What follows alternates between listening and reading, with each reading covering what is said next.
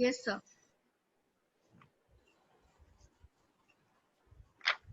A warm afternoon to all present here. The galaxy of intellectuals, Your Excellency, invited guests, renowned academicians, and dear research scholars. The aim of education is the knowledge not of fact but of values. It is on occasions like this we get opportunities to share our knowledge and understanding. We look forward to get an exposure about what the best of the brains think about these very dynamic issues of current pandemic and technologies. My great pleasure and the first and foremost duty on behalf of Bundelkhand Institute of Engineering and Technology and on my own behalf, I welcome Professor Pratap Singh Kaka Sahib,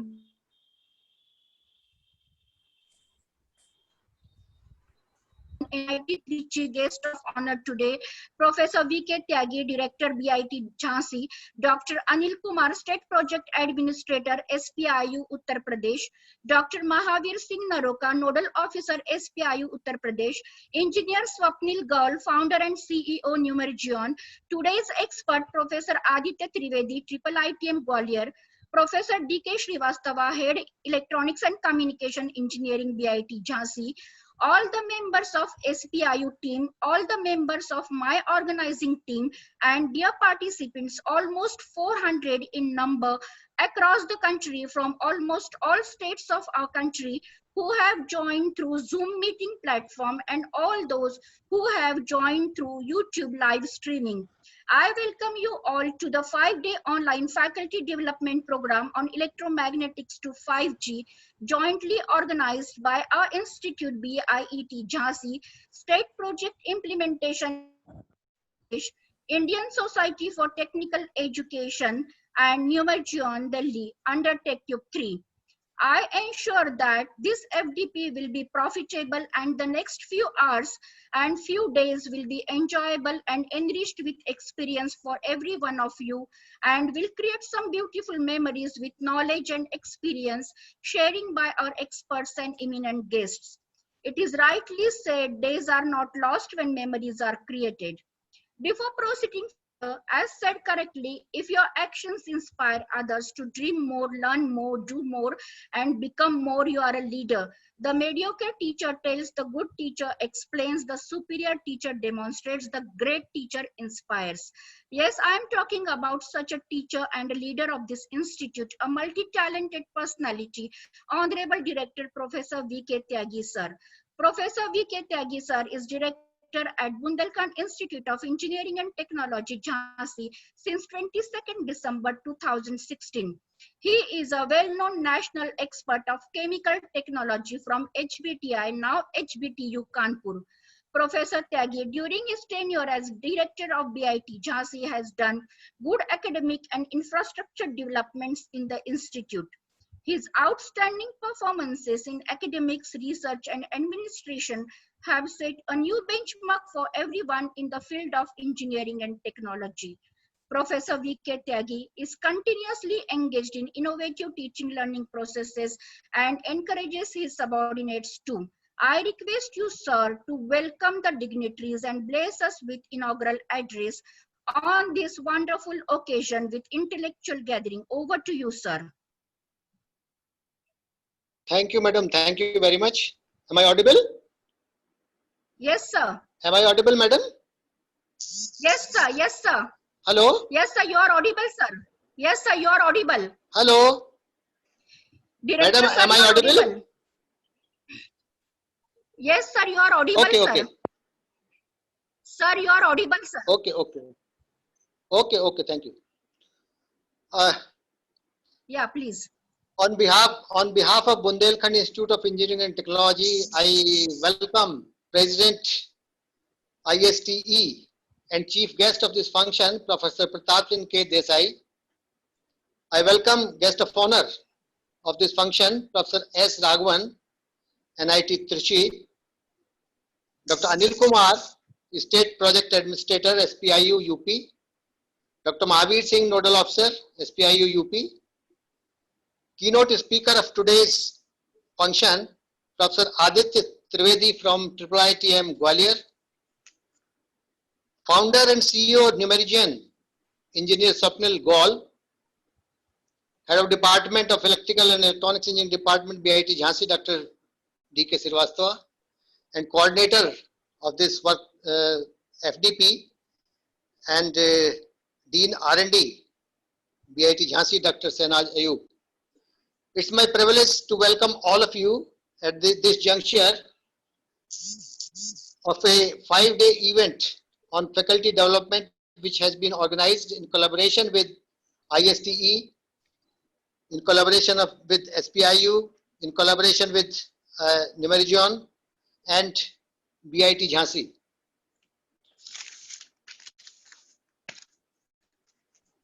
I am really thankful from the core of my heart to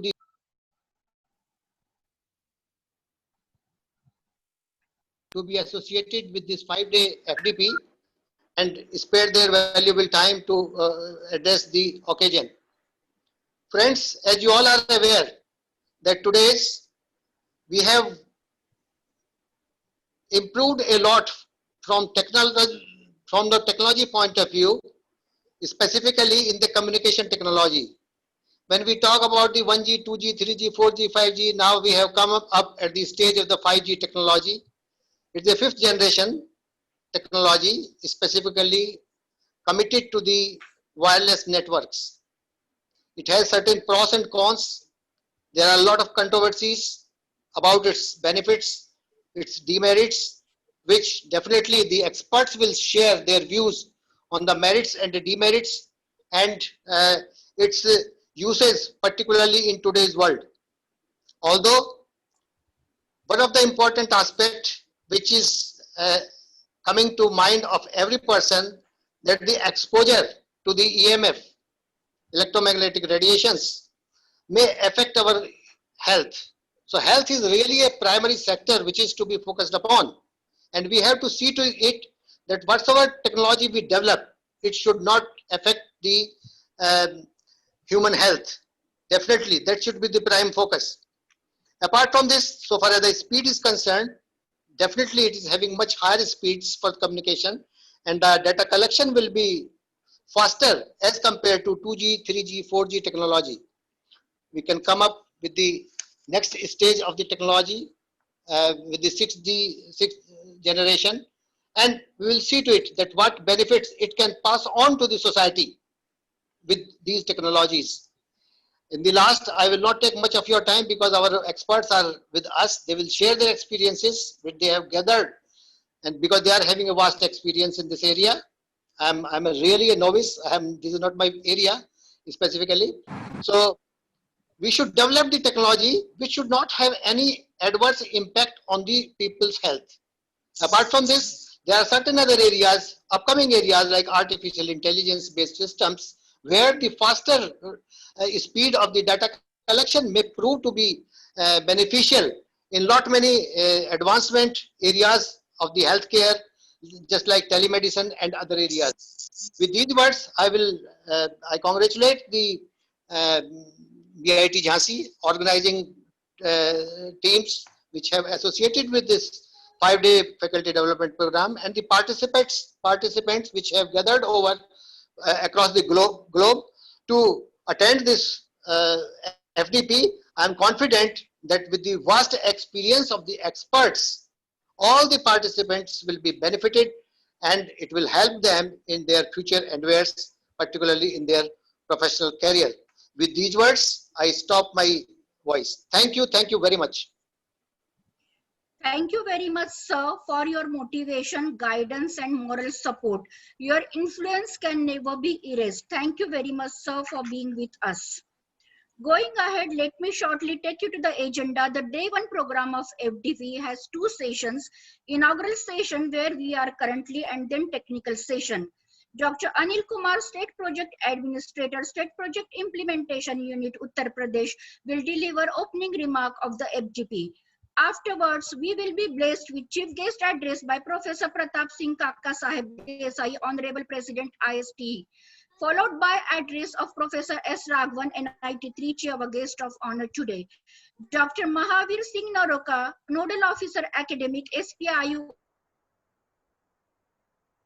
Uttar Pradesh will deliver vote of thanks inaugural session. It will be followed by technical session. Technical keynote talk on spatial modulation will be delivered by Professor Aditya Trivedi, Triple ITM Gwalior.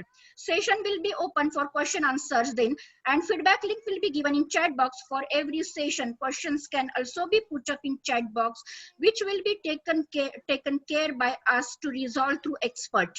At last, Professor D.K. Srivastava, Head Electronics and Communication Engineering, VIT Jhansi, will propose vote of thanks. Count your rainbows, not your thunderstorms, he says and inspires. Yes, Dr. Anil Kumar, State Project Administrator, State Project Implementation Unit, Uttar Pradesh. Dr. Anil Kumar has rich experience in field of academic and general administration, quality assurance, regulatory compliance, accreditation, industry institute partnership, international affairs and administration of examination, assessment and certification. He has around 35 years of experience from industries to academic administration.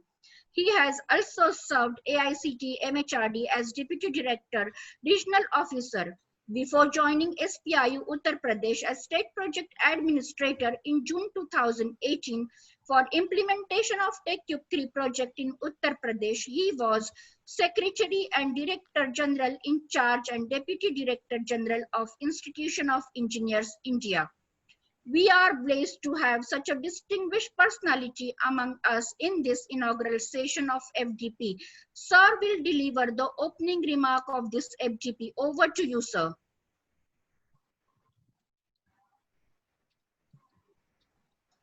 Anil Kumar, sir, over to you, sir. Thank you very much, madam, for your kind words.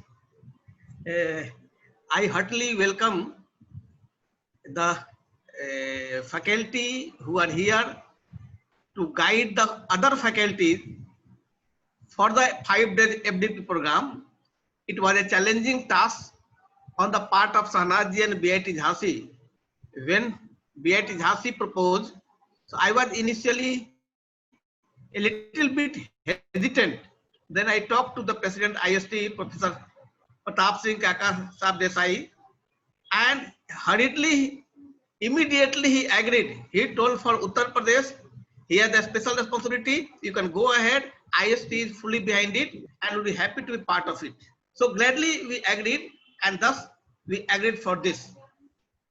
Sir, under TechTube 3 in Uttar Pradesh, using the ICT tools, various teaching learning activities are going on in online mode, mitigating the COVID-19 pandemic, either in solo mode or in collaborative mode.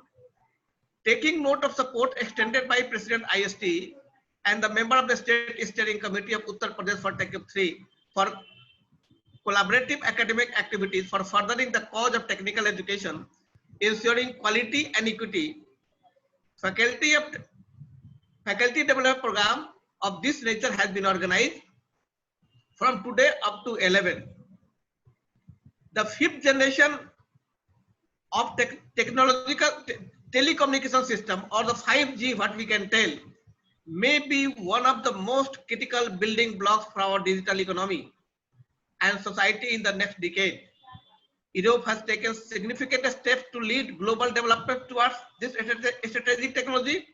India is looking towards in that direction. The experts are available with us. They will be dealing each and every aspect about the technology, how it can be adopted in the country, what are the safety and security measures required to be taken. Correctly told by during the welcome address by the director of the institution, Professor Tyagi ji, that impact on health aspects have to be looked into. Yes, of course, this is a very important issue, and this need to be decided well in advance. Sir, I would like to talk about IST also. Indian Society of Technical Education, which is the part of this jointly organized program, is doing excellent job for furthering the cause of technical education in line with the Government of India policy and ensuring that teachers and students gets all the opportunity to excel in the respective domain. With the vast expert and talent and expert pool of technical educational professionals with IST, we are happy to inform that President IST had consented and he had graced the occasion today as the chief guest. Many national level experts and academics of the field are part of this FDP, and I welcome them together on this platform. Madam has individually welcomed each of the guest faculty and the experts in the field. As during the pandemic period, to keep update the faculty members and research scholars for developing innovative teaching learning process and to have a pace with the running technologies, this FDP is now open for all the participants to see how the journey started from electromagnetics and has come to the level of 5G when India is ready to accept it. Sir, the TechCube3 in Uttar Pradesh has accepted all the challenges and very swiftly transformed the entire teaching, learning, testing and assessment process to online mode. And I'm happy to share that the affiliating technical university, Dr. APJ Abdul Kalam, has in a very systematic and efficient manner has transformed the entire scenario of teaching learning process in online mode. Even virtual labs are being addressed. Not only the virtual lab site of Ministry of HRD being nurtured by IIT Kanpur, Bombay and Delhi are being promoted and utilized by technical institutions in Uttar Pradesh. Apart from that, AKTU has taken the lead in collaboration with IIT Kanpur to conduct a number of bootathons. One in collaboration of BIT Jhansi in the recent past. I am very proud to say that. And now they are going to conduct another to encourage the Uttar Pradesh faculty to develop experiments of various disciplines of engineering in line with the quality laid down by IIT Bombay, IIT Delhi and IIT Kanpur for virtual lab project. So these are the happy moments, and taking forward the cause of ICT in Uttar Pradesh, this is one step forward. I am also proud to share that BIT Jhansi has become synonymous with the virtual digital learning activities. I wish and I hope that many more efforts and innovations shall be made by BIT Jhansi, not only to become a leader in Uttar Pradesh, rather to help SPI Uttar Pradesh to excel their performance, because it is the institutions, when they perform, MHRD assess the performance of Uttar Pradesh SPIU. So with these few words, I once again express my heartfelt thanks to the organizer and express my all the best wishes to the organizers and to the distinguished experts who have been today available on this platform for the inaugural session of this 5 days FDP. Thank you very much, sir. Jai Hind. Thank you, sir, for your cooperation and support. Within 4 months, we have conducted many webinars jointly with SPIU UP under your guidance. You have influenced us in such a positive way, words cannot express my appreciation. You are truly an inspiration, sir. Thank you very much, sir. Failure will never overtake me if my determination to succeed is strong enough. Yes, we have a successful and great leader among us.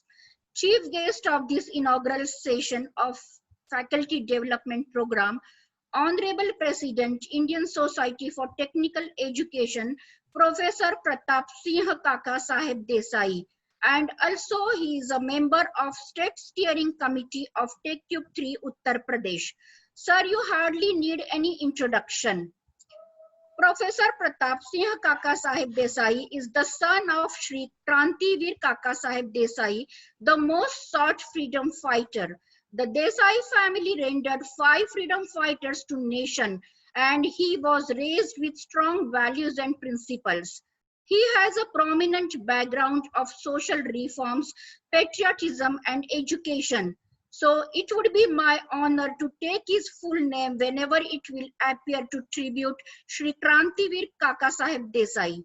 Professor Pratap Singh Kaka Saheb Desai completed his PhD from Shivaji University, Kolhapur. He has completed master's degree in mechanical engineering and master of business administration.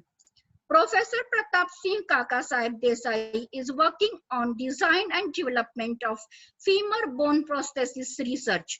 He delivered keynote addresses in India and abroad in conferences.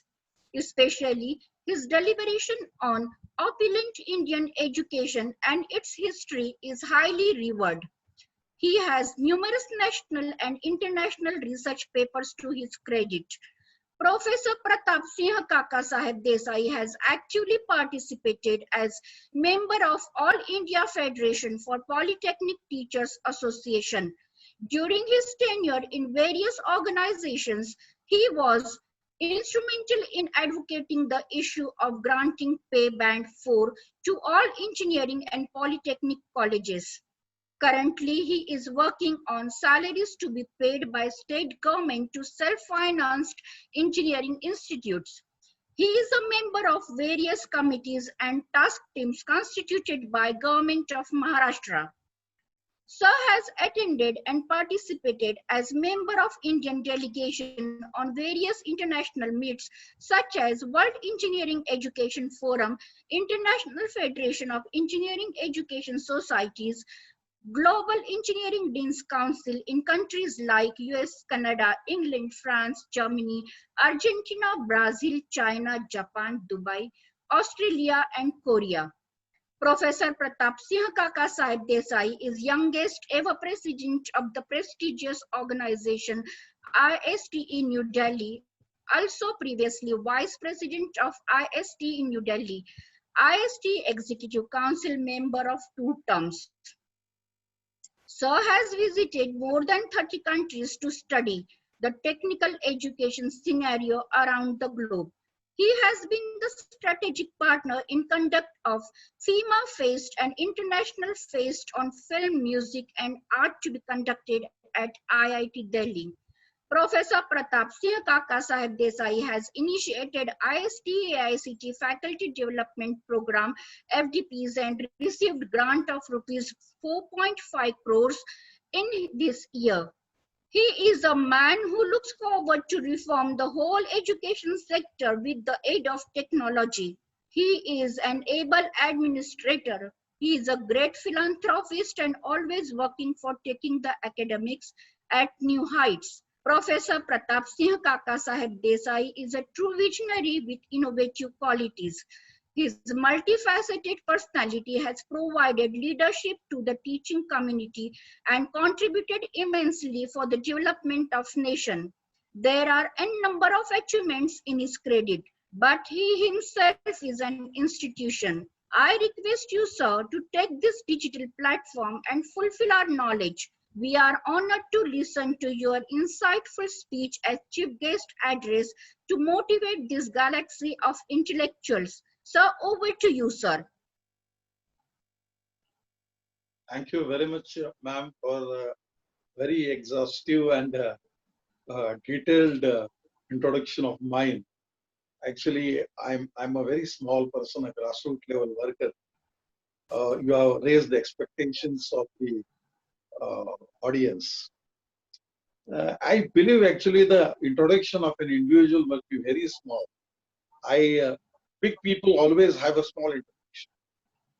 I remember in one instance when later, it was prior to the independence, somebody wrote a letter to Mahatma Gandhi from Australia. And the address on the letter was Mr. M.K. Gandhi, India. The letter came to Delhi, and then the Post Department took it to the Sabarmati. At that time, Gandhiji was there in the Sabarmati. So that's a real introduction. That is what I think. So an individual should have a very small introduction. This big introduction, yes, I need to cut it down, making myself grow much more than what I do. Honorable guest of honor, Dr. Raghuveer of NIT Trichy, Dr. V.K. Tyagi, Director of BIT, my colleague in the National Executive Council of IST, and state implementation, the project implementation unit of Uttar Pradesh, Anil Kumar, other dignitaries, guest speakers, experts, and my dear friends. Good afternoon, one and all. We all are here on this virtual mode, as we all know that we are experiencing unexpected situation of outburst of COVID-19 since second week of March. I'm not going to go into the details of how the COVID has impacted the world economy, Indian economy, and every facet of our life.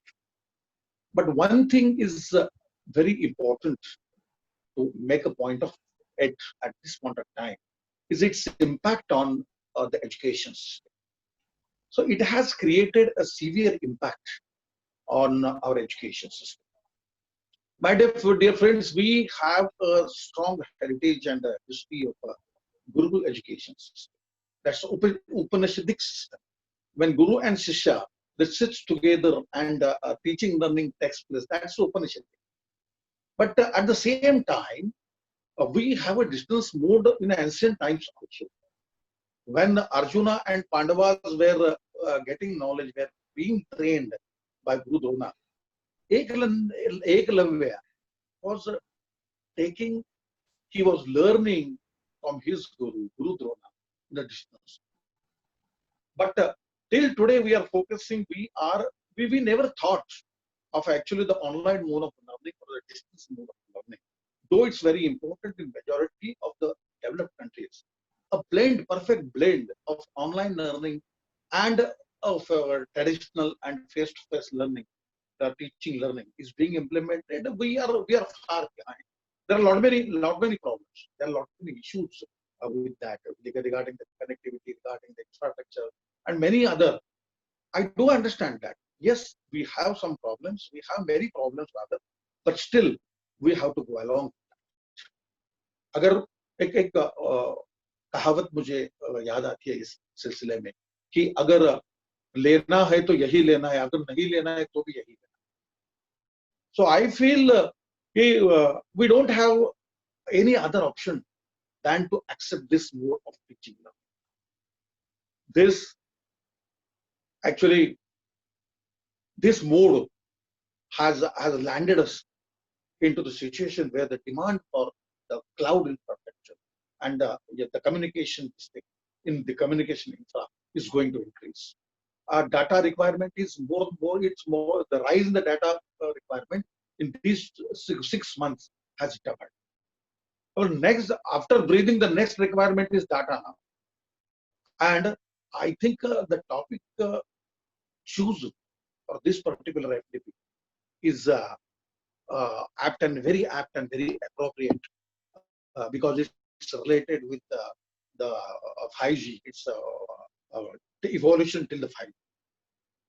To my knowledge, I'm not an expert in the industry, but still I feel that my perception about this is till today about this 5G technology and advanced communication technology, China is the world.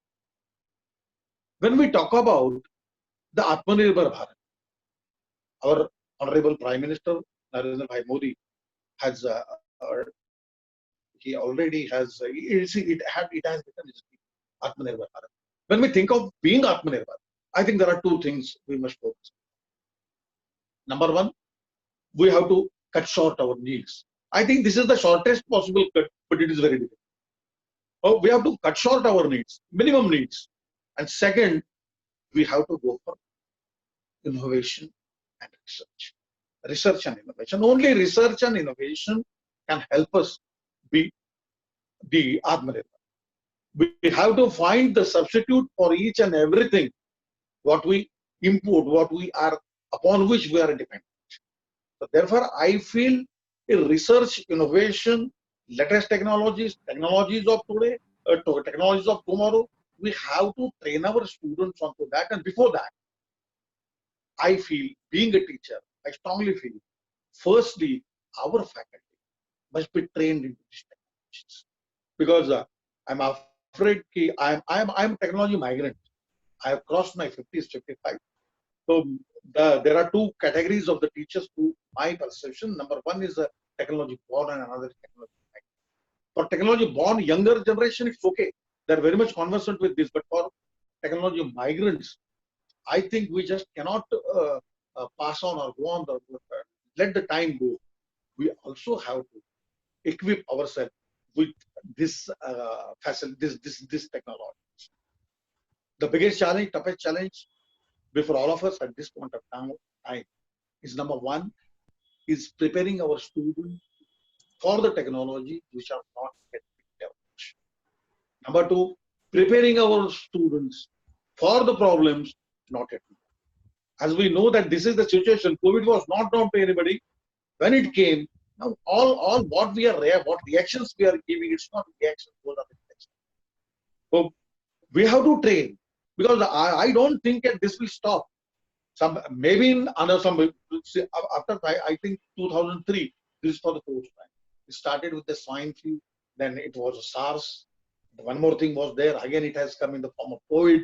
Tomorrow it will be something different. May not be a pandemic sort of this thing, but another problem may be there. But what I feel is we have to prepare our students for such thing. We have to make them more adaptable. We must prepare them. We must make them ready for any challenge.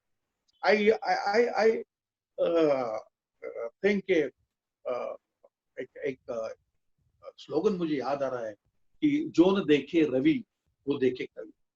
कि जिस चीज को सूर्य जी देख नहीं सकते, सूर्य नहीं देख पाते, उस सूर्यदेव देख नहीं पाते, उसको कवि देख पाता है.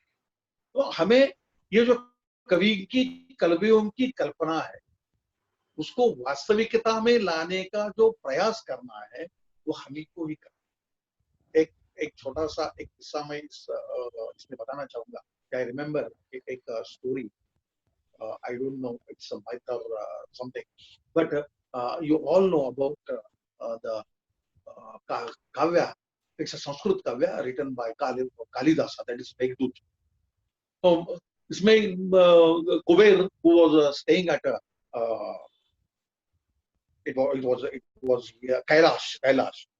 So कुबेर जी कैलाश में रहते थे और डेली सुबह वो प्रार्थना करते थे और प्रार्थना के लिए उन्होंने एक यक्ष को काम दिया था कि आपको मुझे फूल प्रार्थना के लाके देना.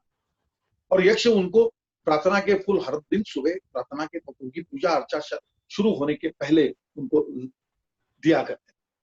और एक दिन उस यक्ष की शादी होती है और शादी के नए दिन होते हैं और एक दिन यक्ष को वहां पहुंचने में थोड़ी सी देरी. तो कुबेर जी गुस्सा हो जाते थे. वो पूछते क्यों भाई ऐसा क्यों हुआ, आपने मेरी पूजा में बाधा डाली. तो यक्ष उनको सही कारण. तो वो उनको एक शासन देते हैं कि आप जिसकी वजह से आपने मेरी पूजा में बाधा आई है, जिसकी वजह से उससे आपको 1 साल तक दूर रहना पड़ेगा. और उसको सेंट्रल इंडिया में नागपुर के पास जो रामटेक की नाम की जगह है, ये सेंट्रल इंडिया में आते, वहां पर पीते. और ये विरह से व्याकुल यक्ष अपनी पत्नी को उनको मैसेज देना चाहते हैं और वो रिक्वेस्ट करते हैं क्लाउड कि आप मेरा संदेशा, आप वहां जा रहे हो, मेरा संदेशा मेरी वाइफ तक.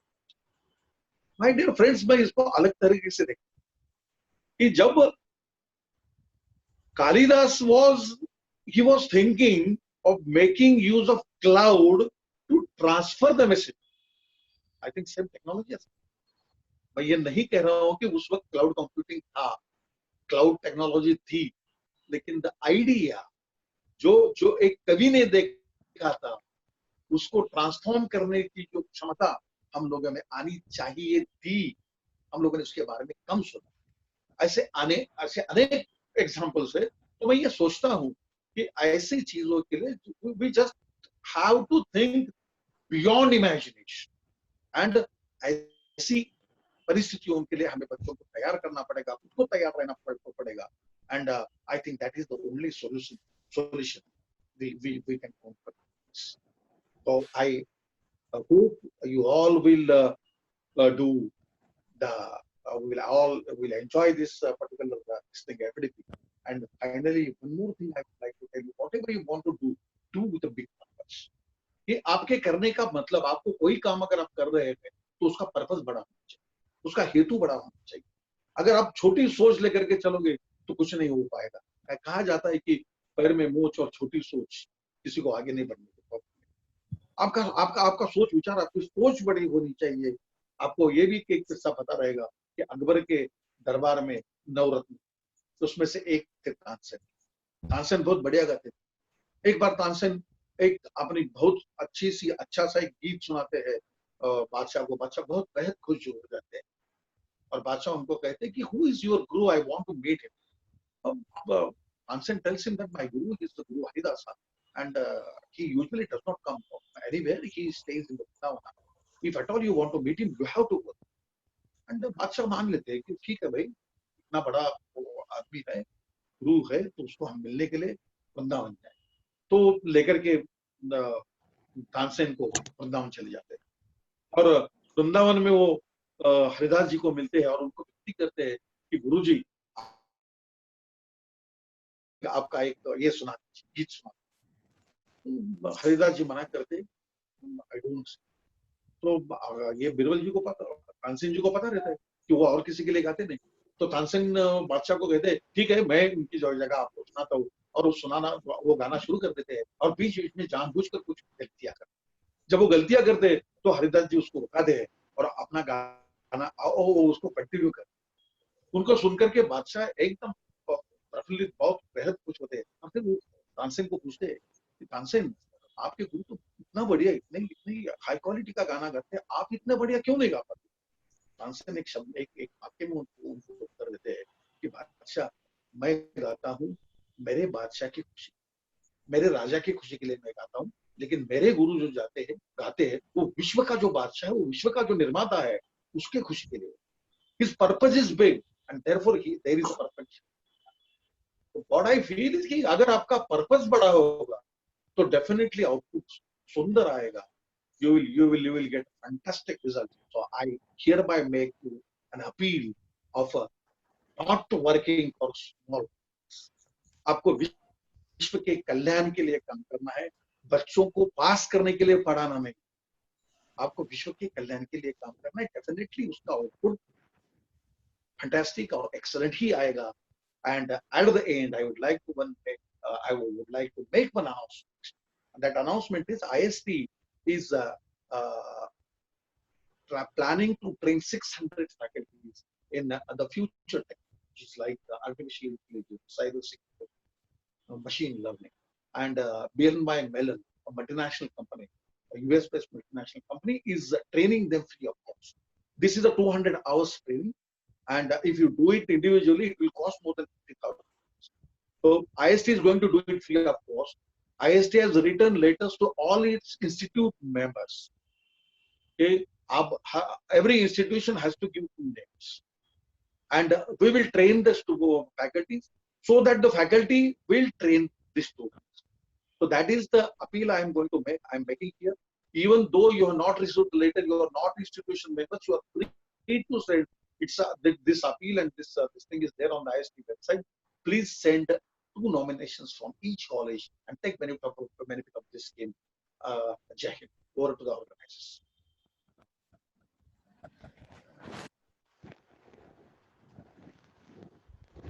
Sir, I wholeheartedly thank you for your inspiring, encouraging words. We wish to express our gratitude to you, sir, for being with us on this event and for sparing your valuable time with us. Thank you very much, sir. Your thought-provoking address set a perfect platform for us on this important topic of FDP. Thank you so much, sir. Scientists proceeds by common sense and ingenuity. There are no rules, only the principles of integrity and objectivity, with a complete rejection of all authorities, except that of fact. Yes, we have among us a great researcher and academician, Professor S. Raghavan from NIT Trichy, a name in the field of microwave engineering, our guest of honor today.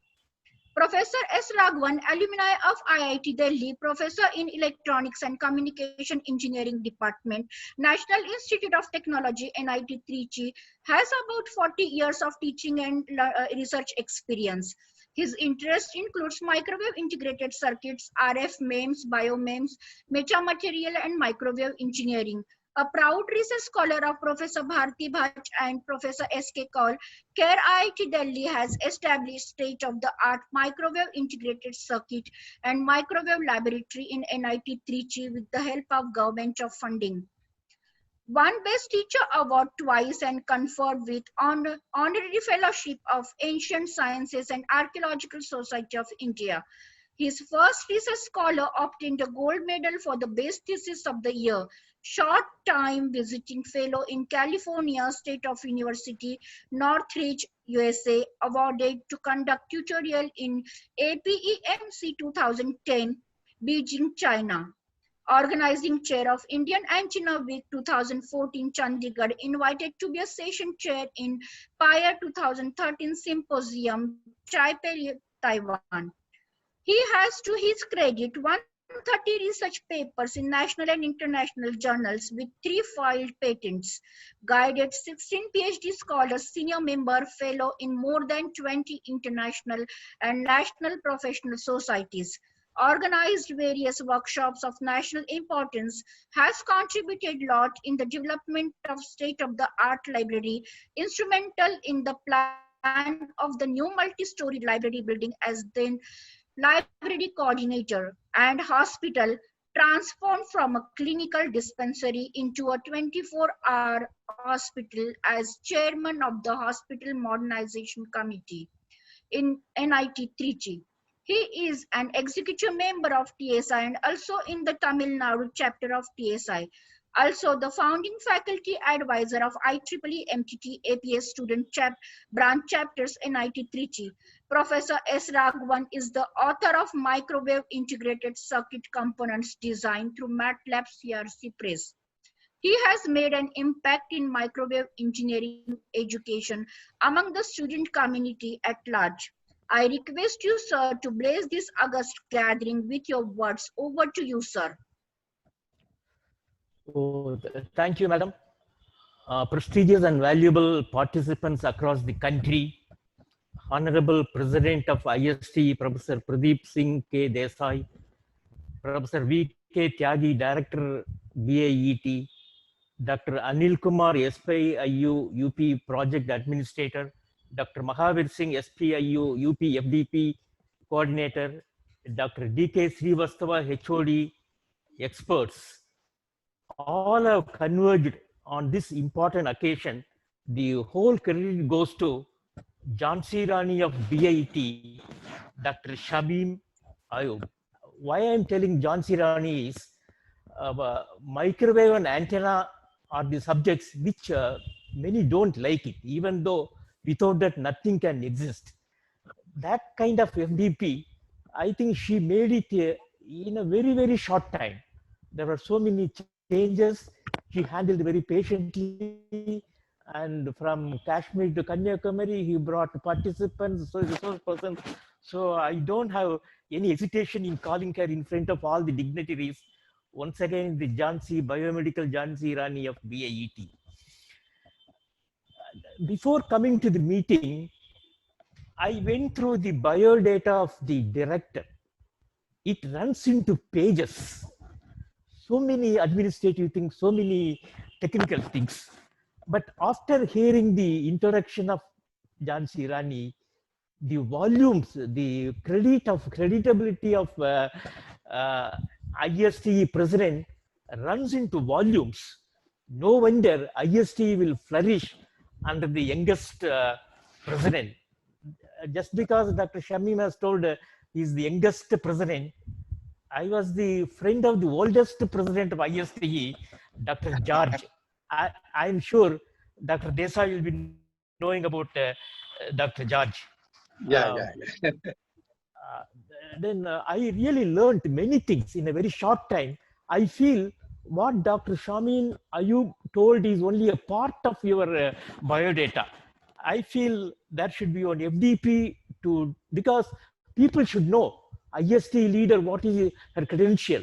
What I like you in is your humor, the biomedical aspect. You have done a lot, and I know I was very near to your building for 4 years, and there was a person who has done a lot of work on your specialty.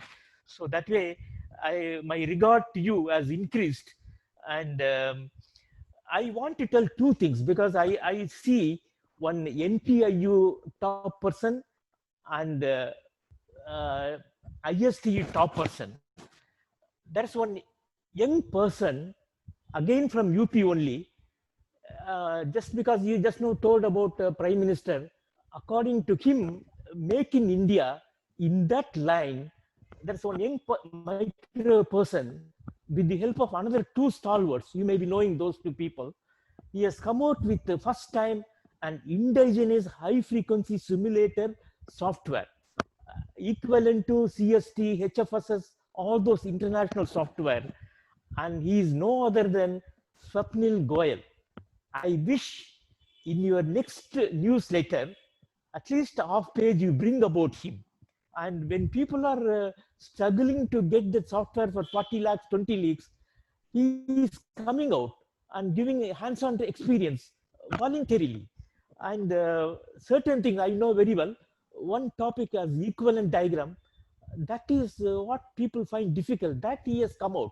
Many more things is going to come out. I am sure that wonderful. I never know that IST director has got, president has got this much volume of biodata. So definitely what Dr. Shamim Ayub has done is correct. All the participants should know about the leader of the ISTE. So I wish you bring out in the next newsletter. I have been a follower of a newsletter since so many years. I've been a long life member. Only thing is, just like that you brought some reforms, I want you to bring some fellow membership also, not simply life membership. I am sure that you will do all such things. That's what I guess the way moment I heard the biodata. Definitely she should read. Then how can the people know about the credentials of the proper selection for the proper person? And incidentally, I wish all top the directors, I wish the biological effect of microwaves. That's a very big ocean. There also Indian has contributed. There's one book by O.P. Gandhi on biological effect of microwaves. That's a Bible for the whole world. Likewise, as far as the technology behind today's 5G is a millimeter wave. We all should feel proud. The father of millimeter was an Indian, Dr. J.C. Bose. Marconi came after that only. So in microwaves, Indians played a very big role. Another two persons very near to IST, IIT, two professors have contributed up to the world level. So when such is the case, now the biomedical expert should now join biological effect of microwaves. People know CT, MRI. Which technology will save CT and MRI? FSS of microwaves will save CT and MRI. So that way, this is a very, very important antenna and microwaves FDP. And there are so many participants. That shows how popularity this FDP has got through the coordinator, Dr. Shamim Ayub. And I'm sure, recently I want to say, Dr. SPIU chief is here, ISC chief is there. Recently, my student got 5 lakhs award from the Prime Minister, and this exhibition was in the recent Expo 2020 held in Lucknow, UP, some 3-4 months before. Dr. Rajnath, everyone saw, and his work was directly applicable for the DRDO. So with this small note, I am sure that the FDP will add one more feather to the golden crown of the VIT. I'm very, very happy. I met a wonderful person through Dr. Shamim Ayub. Thanks a lot.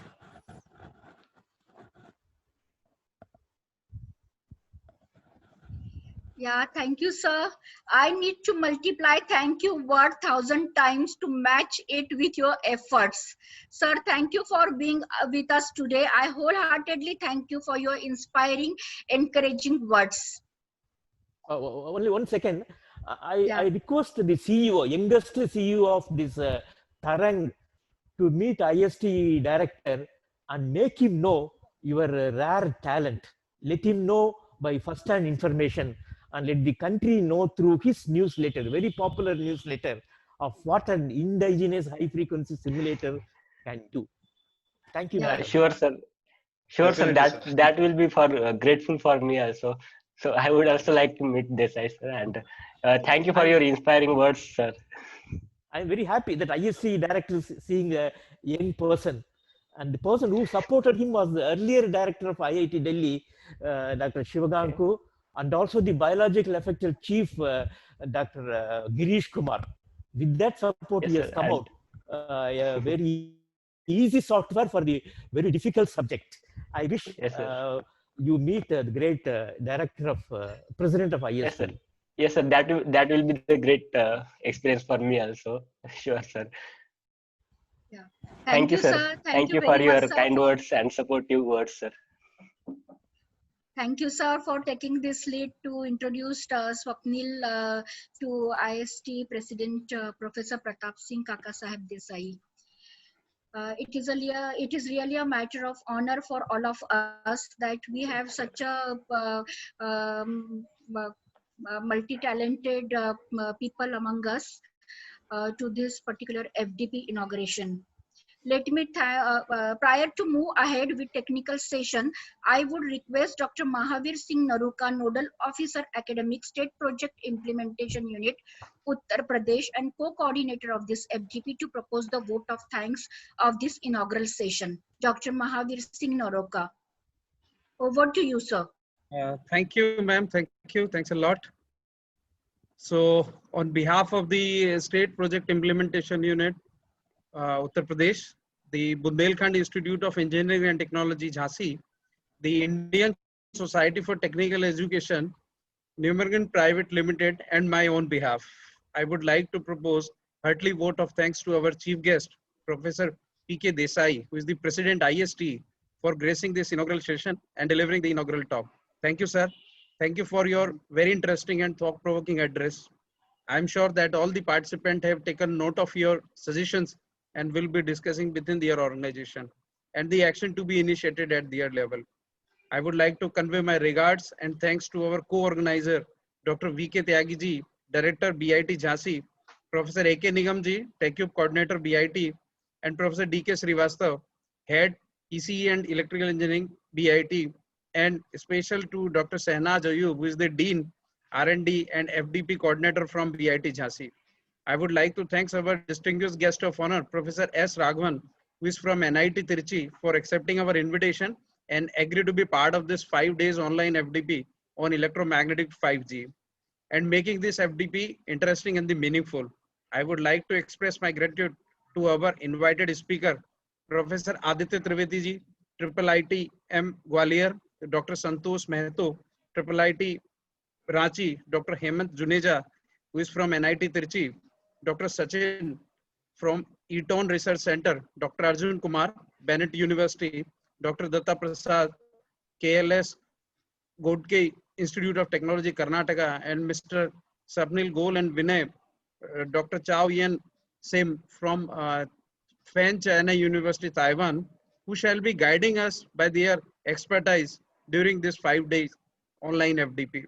I would like to thank Dr. Anil Kumar, who is the SPA, SPI UP, and the main driving force behind the success story of SPIU Uttar Pradesh for his guiding and support. I also appreciate the support of SPIU official, Mr. V.K. Singh ji, Mr. Vinny Surana ji, and others who are involved directly or indirectly in this event to make this success. I would also like to convey my thanks to Ministry of Education, the World Bank, and the NPIU officials for their contribution towards the success of this FDP. At last, I thank all the participants who are attending this online FDP from various corners of the country, because without support of them, the success of this FDP will not be possible. Once again, thanks to all for joining us. Jai Hind.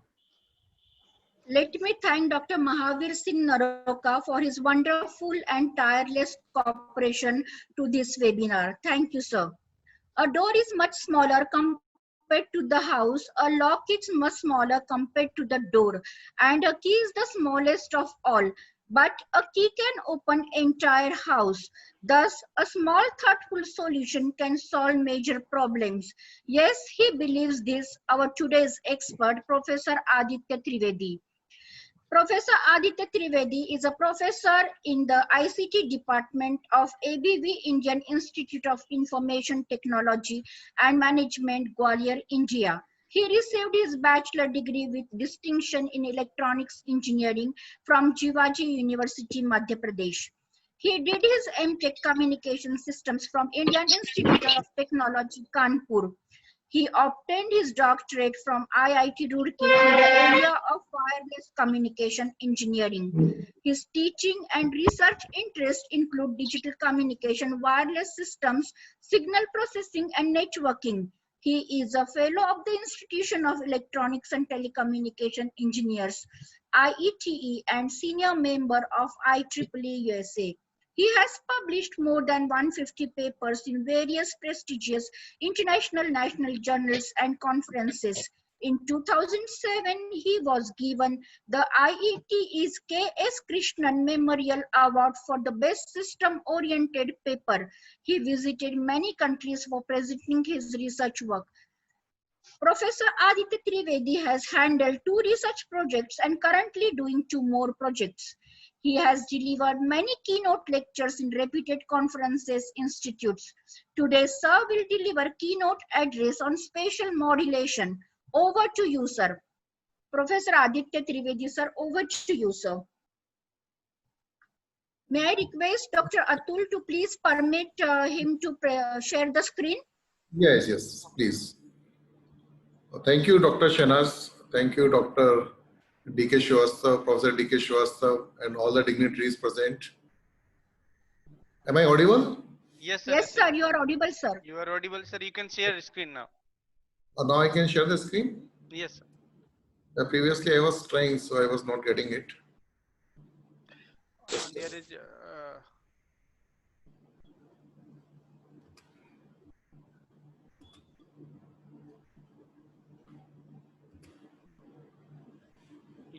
Yes, sir. Now it is coming. It is coming? Yes, sir. Okay. So, can I start now? Yes, sir. You can start. Okay, just a minute. Yes, sir. If you want, you can put your camera also on. Okay. I will just do that. It's all right. All of you can see the slides now? Yes, sir. Spatial modulation. Yeah. The first slide. That is more important, actually. Yeah. Okay, sir. So this slide. Sir, there will be 3 dots on top of your screen. There, you disable the annotation of participants. You can share the 3 dots. You can see the. Yeah. Yes, I've seen the 3 dots. Yeah, there you just select more option is there. You select that and disable participants annotation. You select that part so that nobody can do the annotations on your slides. Okay, fine. Yeah. So now I can start? Yes, sir. Please, sir. Okay. So this is the topic of the today's talk is spatial modulation, and basically this is one of the key technologies which could be used for the 5G communication system. And before starting, so what is the aspiration of communication engineer basically? So what is basically required is high data rate wireless communication links with transmission rates nearing up to 1 Gbps. That is pretty high data rate, and high quality of service by minimizing the probability of error. That means error should be as minimum as possible. High spectral efficiency. The meaning of high spectral efficiency is that since the bandwidth in the wireless medium is limited, and we know that the government earns thousands of crores of rupees by just allocating 5 megahertz of bandwidth. So that's why the operators want to put as much data as possible within the given bandwidth. So that's why the high spectral efficiency very much required. And another thing is minimizing the transmitter power. So basically, most of us we use handheld devices, so battery power is also limited. So we also want to minimize the transmitted power, and the cost or the complexity of the implementation of the proposed system should be low. So many of these goals are basically contradictory to each other. But so we have to find some kind of compromise, and we have to find some kind of new techniques or technologies so that we can fulfill large number of these goals basically. So another is demand on cellular mobile communication is increasing day by day. If you recall that 2G was deployed in 1990, around 1990, that was a 2G system. And before, hello, 2G, and before that we were dealing with the analog system. And another thing is that after this, the 3G system was deployed in 2000. Basically, it was a CDMA-based technology, code division multiple access technology. And in around 2010, 4G was deployed. So we are also having some variations to that, like 3.5G, that is between the 3G and 4G, high-speed packet access HSPA, and 4G long-term evolution focused on data services. So the 4G LTE provided data rate up to 1 Gbps. So still a dramatic increase in the mobile users and wireless devices anticipated, because even the 4G is not going to fulfill the data rate requirement for the future applications. So what is the vision for 5G? Powerful smartphones, tablet PCs and laptops are popular, demanding real-time video and multimedia capabilities. You want to see a live match, you want to see all the actions in real-time mode. That is what is required. Number of wireless connected devices are increasing, rather it is increasing exponentially. 5G systems are expected to exceed 4G in terms of the capacity 1000 times. Connected devices per cell, 10 times increase in data rate, that is going up to 10 Gbps now, in place of 1 Gbps, which can be offered by a 4G. 10 times spectral efficiency, data rate per hertz. Then 25 times cell throughput, data rate per cell. So these are some of the goals of 5G systems over the 4G systems. So several candidate technologies are under research. So like dense microcell, because if you basically dense microcell works on that principle of the frequency reuse. So there are more and more microcells. That means more and more you are going to reuse the same frequency again and again. That will basically help in increasing the capacity of the system. Another is massive number of antennas per base station and devices. So you can create parallel paths. You can transmit you can have parallel transmissions. So massive number of antennas both at the base station and in future devices could be having 2 or 3 antennas, because we are going to the higher range frequencies. So the wavelength is small as you go to the higher range of frequencies. So the separation between the 2 antennas is also going to be small. So 2 antennas can be embedded in the future devices. Another is beam forming antenna patterns, so that you can null the interference from the unwanted direction, and you can focus the beam on a particular direction where you want to transmit. Then also these spectrums, present spectrums around 2 GHz, 2.5 or 5 GHz, they are getting filled. So what we can do, we can use the millimeter waves beyond 10 GHz. Some bands are available around 25, 27 GHz. So we can use in future the millimeter waves also. Then we are going to have a cognitive radio, so we can adapt to the situation. So this is what is a cognitive radio is all about. So you can go to some frequency slots available, backend slot available elsewhere. You can jump to that slot.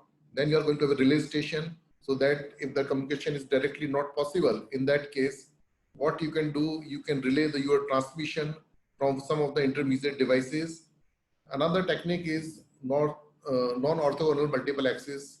Till now, we were focusing basically on the orthogonal multiple access. In the OMA, what happens is that all the users are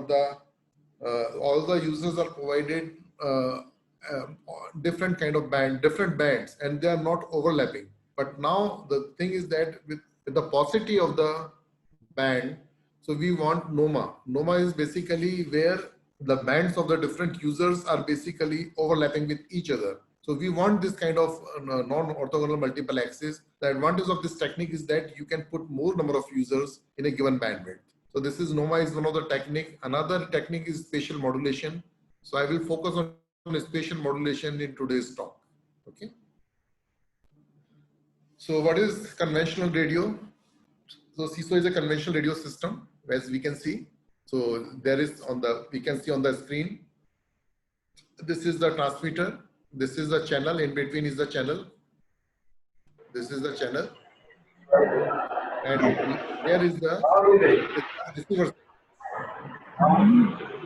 CISO basically stands for single input, single output, and it is having only single antenna at both the transmitter and the receiver side. So this TBPS barrier can be achieved using using configuration, but it requires two things: high power, high transmitted power, and large bandwidth. But as we know, in the wireless system, the two things are not in abundance available to us. That is high transmitting power and higher bandwidth. This is not available to us. In this case, the system will fail. Okay, so because there is a constraint in the power that you can transmit and there is a constraint on the bandwidth. Okay, so this technique will fail in future. So what is thought of is as a MIMO system as an alternative to that. In the MIMO system, basically it is a multiple input and multiple output system. As we can see here, the data stream is having, which is from the transmitter side, is having antennas. And at the receiver side, we are having NR number of receiving antennas. We can see from that figure. So here we use multiple antennas at both the transmitter side as well as at the receiver side. So the system is excellent in terms of the capacity and the quality. So, and also this MIMO system can boost spectral efficiency by using multiple antennas to simultaneously transmit data to the receiver. So these are some of the advantages of the MIMO system, and MIMO system can be configured in different ways also. So for example,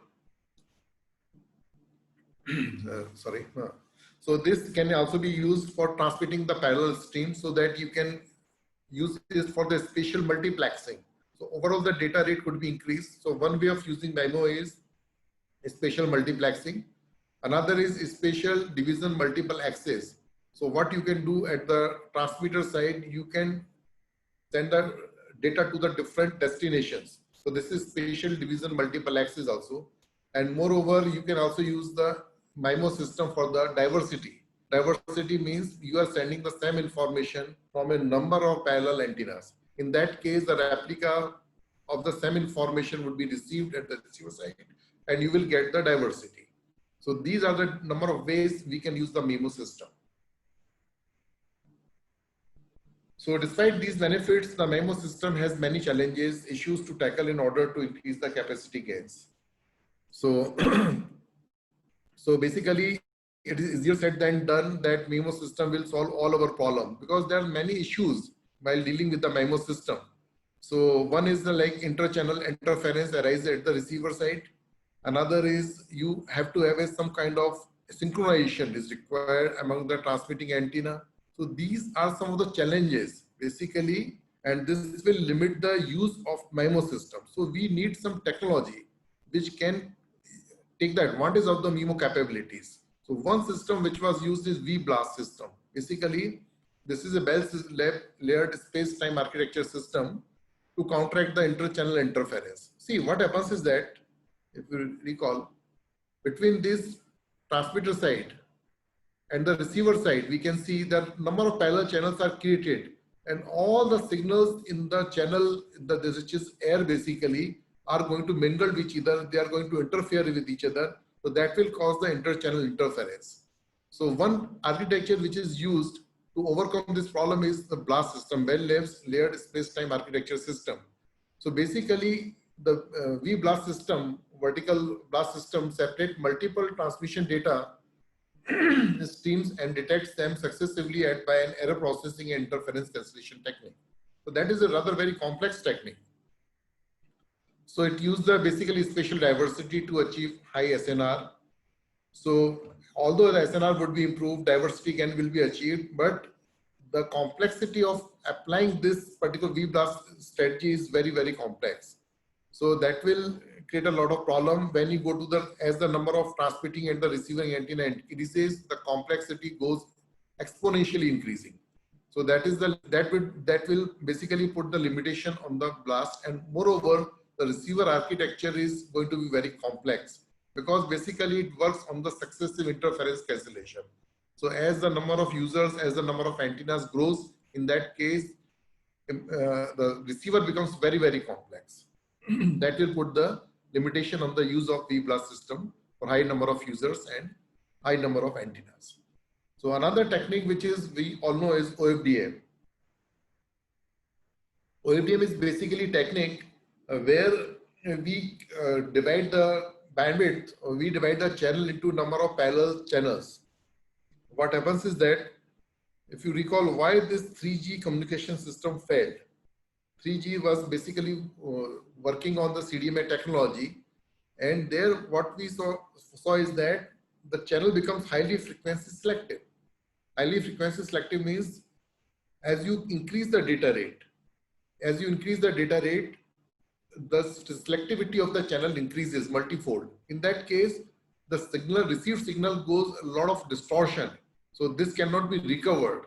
So that was the problem with this. So that's why this OFDM came into the existence, and which is the technology used in the 4G system. So in the OFDM system, what we do, the frequency selective channel is divided into number of parallel frequency non-selective channels. And each of this frequency non-selective channels is basically corresponding to one of the subcarriers. There you can use there you can send the data. So the OFDM, this combination of MIMO and OFDM gives very good result for up to 4G system, but the complexity, as we just discussed, is going to be very, very large. So what is the possible solution to this problem? So one of the solutions which is proposed to overcome this problem is spatial modulation. Am I audible? Are all of is any problem with this? Hello? No problem, sir. No problem. Yes, sir, you are audible. You are audible. Okay. Yes, sir, you Okay, are audible, good. sir. Okay. So should I reduce my speed, or this speed is fine? This is fine, sir. Perfectly fine. Perfectly all right, sir. Okay. Please. So as I told you that there are many problems. So one is the inter-channel interference in the MIMO system, introduced by coupling multiple symbols in the time and space. Inter-antenna synchronization, because the detection algorithms assume that all symbols are transmitted at the same time. So that means at the transmitter side, there should be synchronization among all the antennas. And moreover, when you are using all the antennas at the transmitter side, you are basically using multiple radio frequency chains. When you use the multiple radio frequency chains, it is what LNA, low noise amplifier, so many filters, so many components are there in each of the chain. So basically, these radio frequency chains are very expensive. So if you go on increasing the number of transmitting antenna, you are also going to increase the number of radio frequency chains. So overall, this adds to the complexity and expenses to the system. So these are the three issues. One is inter-channel interference. This is by the coupling of symbols in time and space. Another is inter-antenna synchronization, because detection algorithm assumes that the symbols are transmitted from all the transmitting antennas at the same time. That's why some kind of synchronization is required. Another is you are having multiple radio frequency chains, which will add to the cost. So these are some of the drawbacks of using the plain MIMO system. So a new technique was required to overcome this problem. So one of the technique which is proposed was in the literature is spatial modulation. So spatial modulation is defined as a hybrid modulation of conventional amplitude and phase modulation with antenna indices. We know that normal modulation, we use QPSK. QPSK is basically we are using 4 different symbols, or if we want to increase the number of symbols, different symbols, then basically you go for the QAM, quadrature amplitude modulation. So basically what you are doing, you are distributing the symbol in different amplitude and phase. So it becomes a conventional amplitude and phase. But if you introduce antenna indices, indices means antenna index or antenna number, and you couple amplitude and phase modulation with the antenna number, then you get the new modulation scheme, which is known as the spatial modulation scheme. Spatial. So this is having 3-dimensional constellation. So it encodes the source information in the indices. It encodes, important thing is it encodes the source information in the indices of the activated antenna and the idle antenna. So the use of transmit antenna number as an information bearing unit increases the overall spectral efficiency. That's why spatial modulation is different from other modulation technique. I will explain this from this diagram. So if you look here carefully, there are 3 dimensions, X, Y, and Z. So X and Y is typically your shows the amplitude and phase part of the. This is a standard modulation technique that we use in digital communication system. And the third axis, which is the Z axis, this is basically the spatial modulation, a spatial part of that, a spatial axis that we can see, and all the antennas are on this, on the Z axis. So if you look here, all of you can see my mouse here. Okay, this is the transmitting antenna 1, 0. This is the transmitting antenna 1, second blue dot. Third is the transmitting antenna 2, and this is the fourth transmitting antenna 3. So this is the constellation diagram. We can see this is the real part and this is the imaginary part. And we can see this is how 0, 0 is encoded here, like this, 0, 1, things like that. This is how these things are encoded here. Here the transmitting antenna is given number 0, 0. Since we are having 4 antennas, so we can use 2 bits. We can send 2 bits from the antenna index itself. For example, this bit 0, 0 can be sent through a transmitting antenna 0. Bit 0, 1 can be sent through the transmitting antenna 1. And bit 10 can be sent through transmitting antenna 2, and bits 11 can be sent through the transmitting antenna 3. So these basically the antenna index itself is carrying the information other than the standard digital modulation technique that we apply here. So what happens is that, suppose that I will give you just some examples so that we can understand the things better. Okay. So before going to the examples, see, this is the block diagram. This is the block diagram of the transmitter and the receiver side. I will discuss these components just now after that. So this is the transmitter part, which is consists of a spatial modulator. This is having 3 components: separator, antenna index encoder, and signal modulation encoder. This is the transmitter part. And this is the multiple transmitting antennas. This in between lies the channel, and this is the receiving antennas. And at the receiver side, we are having this detection algorithm. This is MRC is there. So it basically detects both the things, the modulated symbol as well as the antenna index. So it decodes the information from both the sides, and this gives as the output. We'll come to that just now after that. So before that, I will just try to explain how the things will work basically. So this is a 3-bit BPSK I'm using with 4 antennas spatial modulation. So we can see here we are having 4 antennas, antenna 1, 2, 3, 4. And here we are using BPSK modulation binary phase shift keying. Binary phase shift keying means per symbol you can transmit only 1 bit of information, either 0 or you can transmit the 1. And here 2 bit of additional information can be sent through the antenna bit block. For example, if I am using antenna number 1, then I index it as 0 antenna. Since I am using overall 4 antennas, so I can send 2 bit of information through the antenna number 1. That is 0, 0, and 0 is through the BPSK modulation. Similarly, if I am using antenna number 2, I can send the information 0, 1 because I encode this as 0, 1. If I am sending the information through antenna number 3, in that case, the information sent would be 10 bit. And if I send the information through the 4th antenna, the information bits would be 11. So what I mean to say is that you transmit the information only from the one of the antenna. Only from one of the antenna, either 1, 2, 3, 4.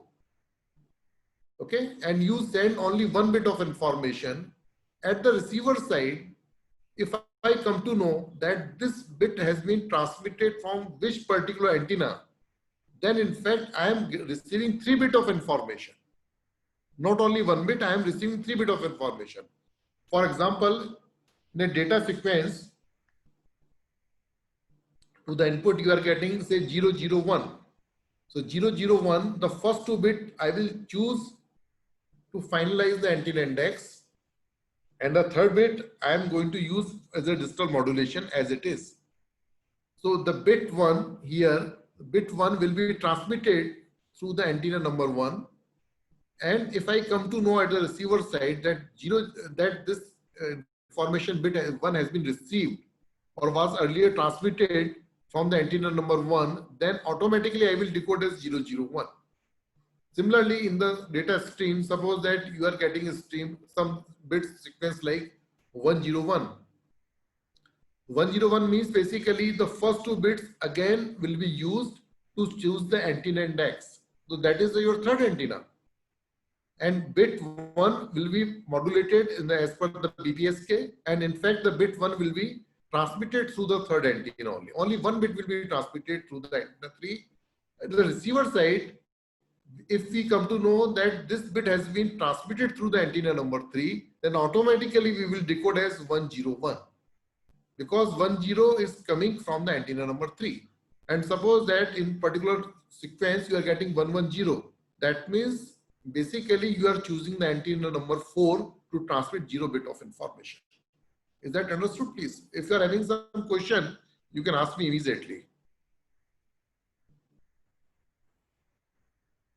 Another example is 3-bit 4QAM and 2 antenna spatial modulation. Here we are using only 2 antennas, antenna number 1 and antenna number 2.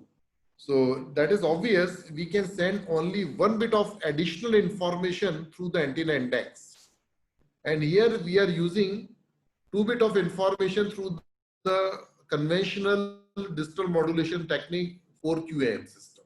For example, if I want to transmit bit 111, that means the first bit will be used to choose the antenna index, which is antenna number 2 in that case, and remaining 2 bits will be modulated as per the QAM, and in fact these 2 bits 11 as per the QAM will be transmitted to the antenna number 2. At the receiver side, if we have this information that this 11 has been coming from transmitting antenna number 2, in that case we can decode 3 bits, not only 2 bits, we can decode 3 bits, 1, 1, 1.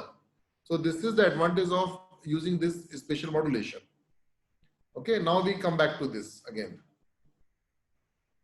Okay, so now we can understand the things little better now.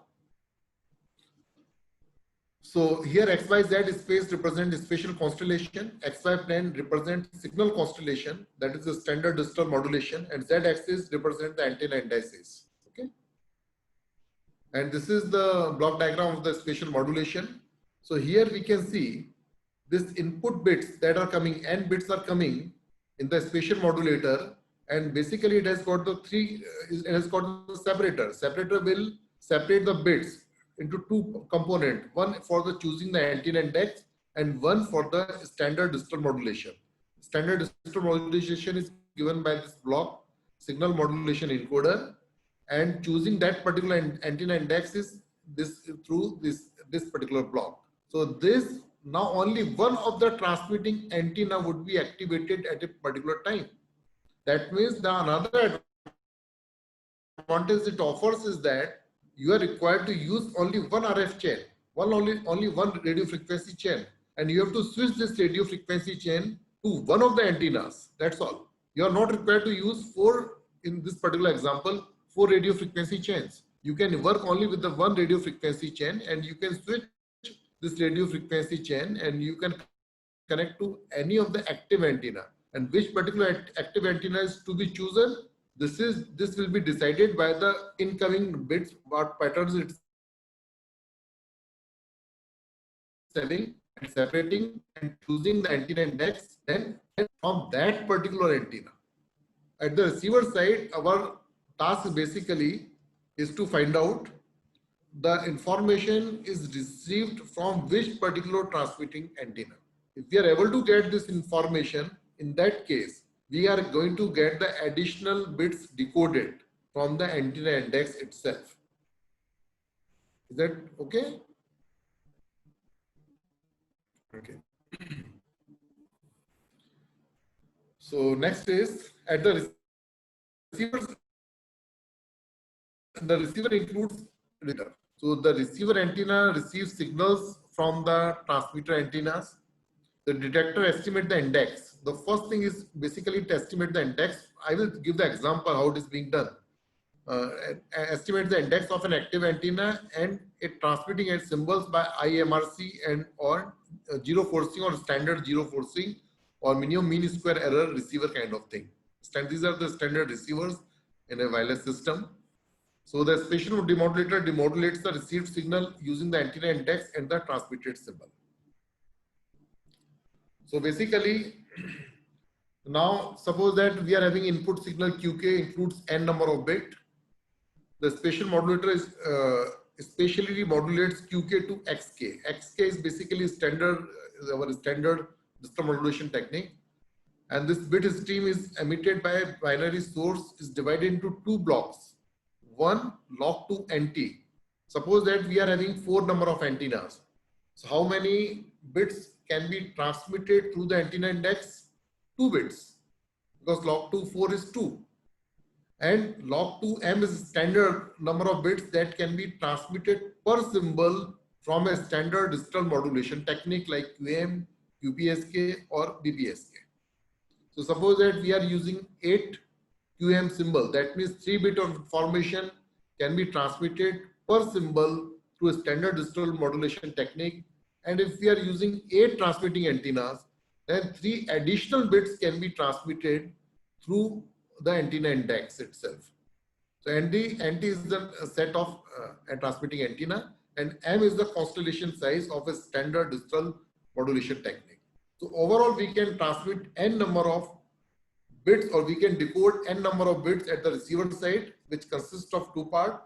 One which is coming through the antenna index, another which is coming from the standard digital modulation technique.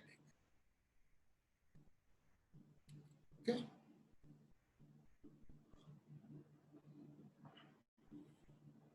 So the idea is that when XK symbol is there, this symbol will be transmitted only from one of the NT number of antennas. Only one antenna is going to be activated. So what is the advantage it offers basically? Since only one antenna is transmitting at a particular time, so there is no need of synchronization. In the earlier MIMO system, all the antennas were active.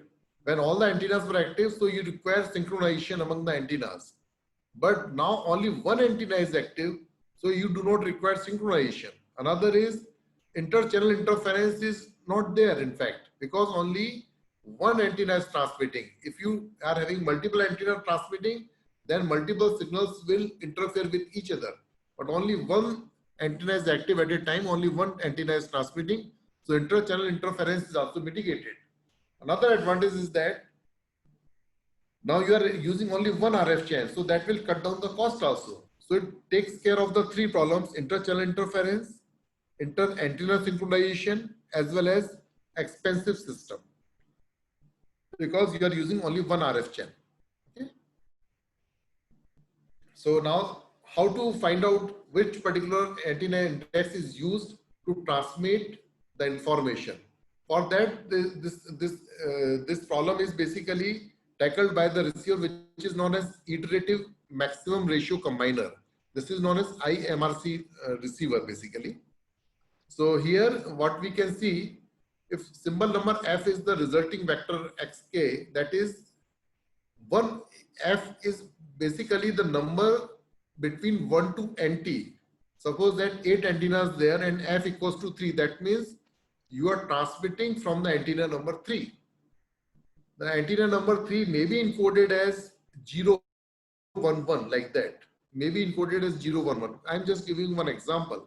So basically XK, which is a standard digital modulated signal, is now become XF. That means now you are putting antenna index. That means this particular XF is to be transmitted from the Fth number of antenna. So at the receiver side, and HK, remember that HK is the channel matrix, SK is the channel matrix. At the receiver side, what we receive is the vector, YK is simply your HF, XF plus WK, where WK is nothing but the additive white Gaussian noise vector. And this HK can be modeled as a flat Rayleigh fading channel or a Rayleigh fading channel. I will just give example of that also. So any question up to this point? Any question? Any comment on that? Yeah, sir. I will ask the participants if right now they don't have, they can put in chat box. Then I will manage those questions with you. Okay. At the end. Okay. Yes. Okay. So this received vector YK is iteratively multiplied. So what you are basically receiving this YK vector, which is nothing but this is given by this equation number 2. This is not, simply multiplied by those channel gains by this vector XF and added by some Gaussian noise. So this particular thing YK is a received vector, received signal vector, which is iteratively multiplied by the channel path gain, which are assumed to be known at the receiver. So in order to estimate both the transmitted and the symbol and the transmit antenna number, so we require two things. One, which particular antenna was used to transmit the information, and what is the particular symbol which was transmitted. So if we can decode this, we can decode the complete information. So what we do basically, this received signal vector Y is to be multiplied iteratively by the channel gains HJH, as we can see from the equation number 3, HJH, and it is assumed that the channel gains have already been estimated prior to the detection.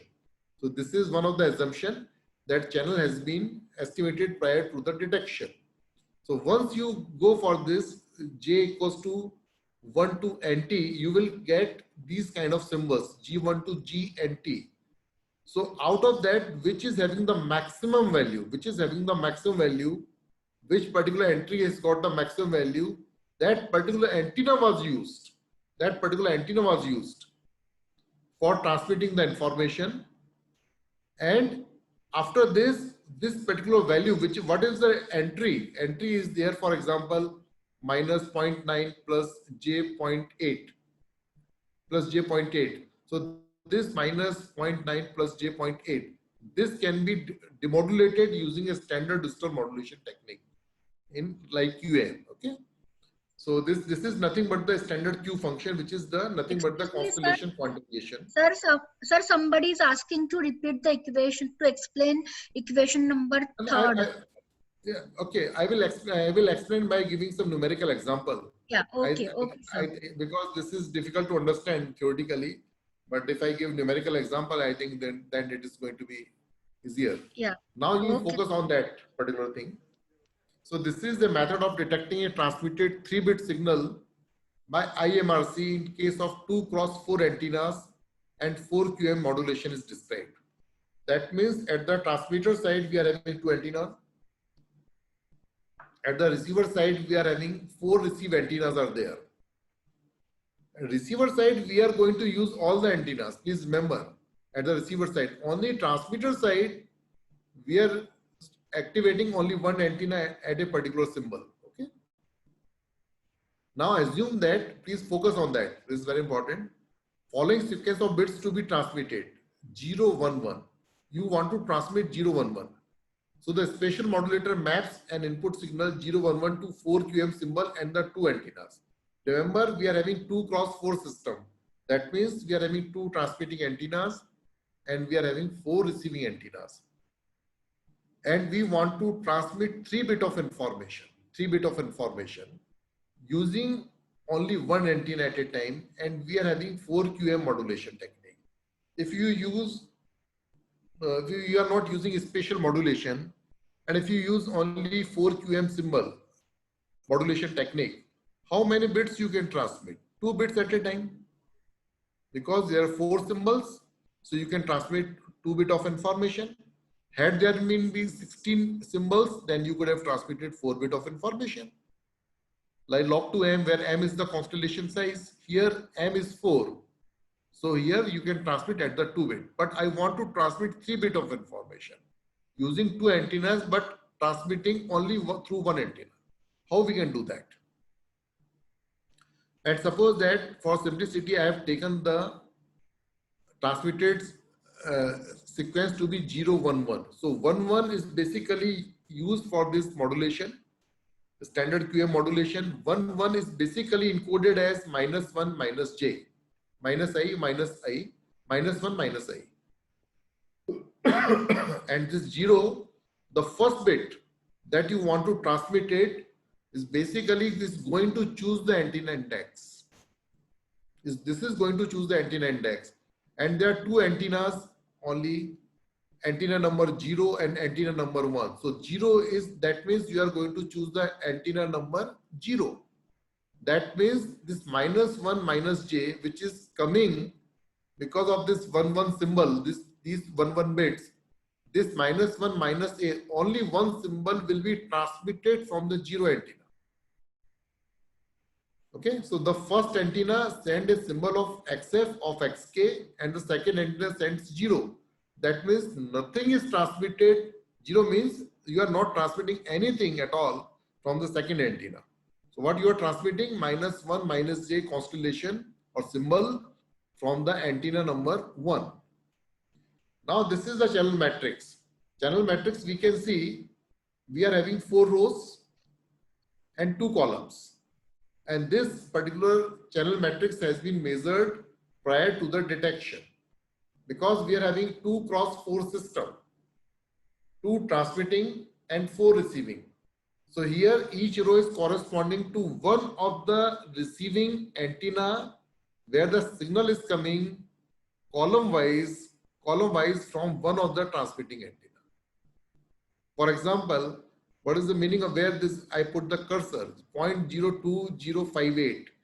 That means this is the channel gain.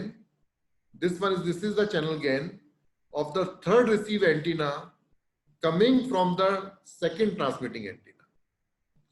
Now this particular thing where I am putting my cursor, this is the channel gain between the fourth receive antenna and from the first transmitting antenna, because we create the parallel channels. Each of the channels, if you recall, I will just give you an example.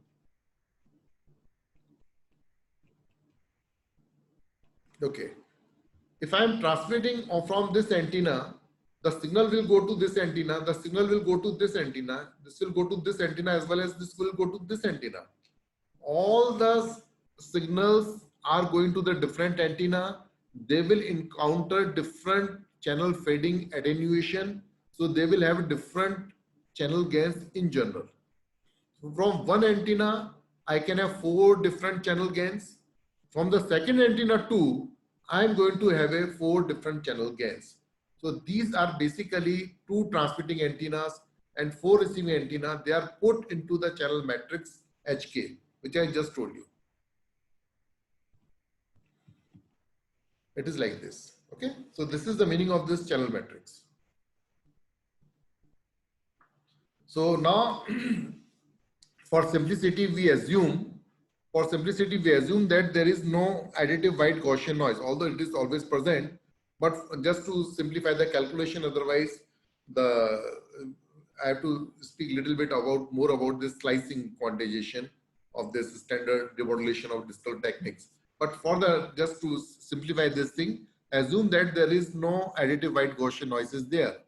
So now YK is a received signal vector, because whatever you are transmitting from one antenna, this will be received from the 4 different antennas. And how we are getting these symbols 1, 2, 3, 4 by simply multiplying -1 minus j, which you have transmitted, by their corresponding channel gains.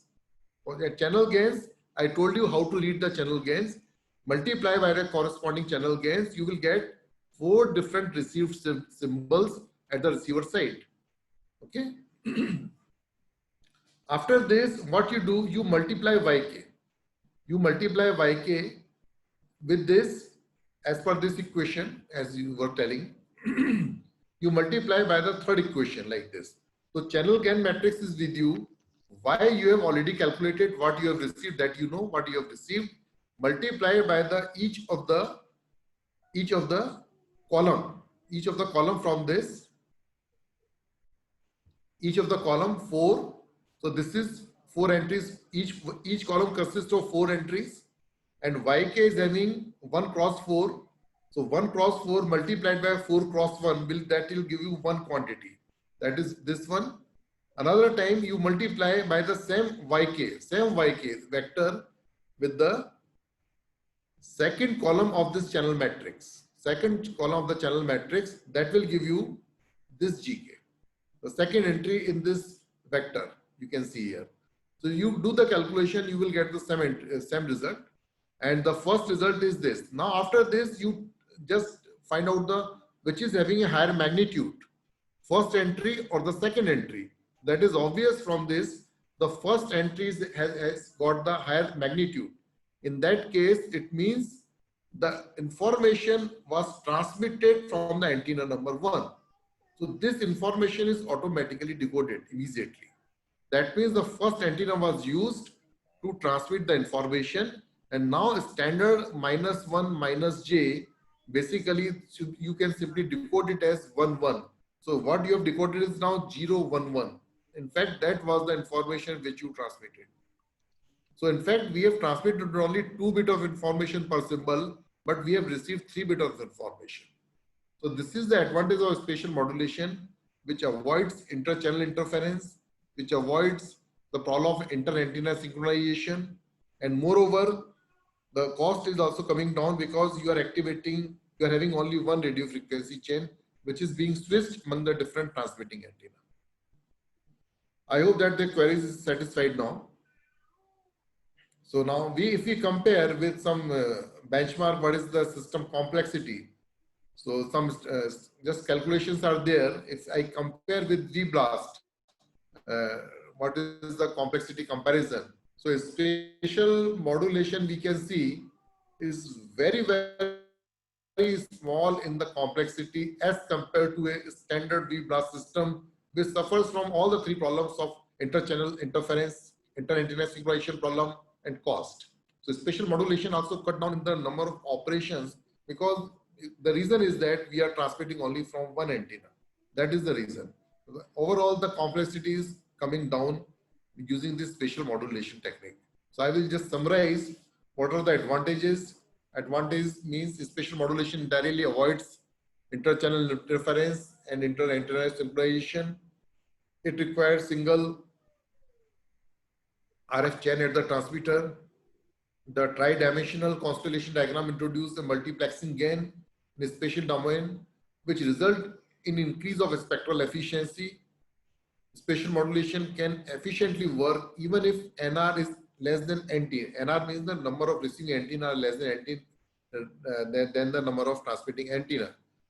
Because some of the algorithms require that NR should be more than NT. Some of the detection algorithm in MIMO system require that NR should be greater than NT. But this is not a requirement of a spatial modulation. This is not required.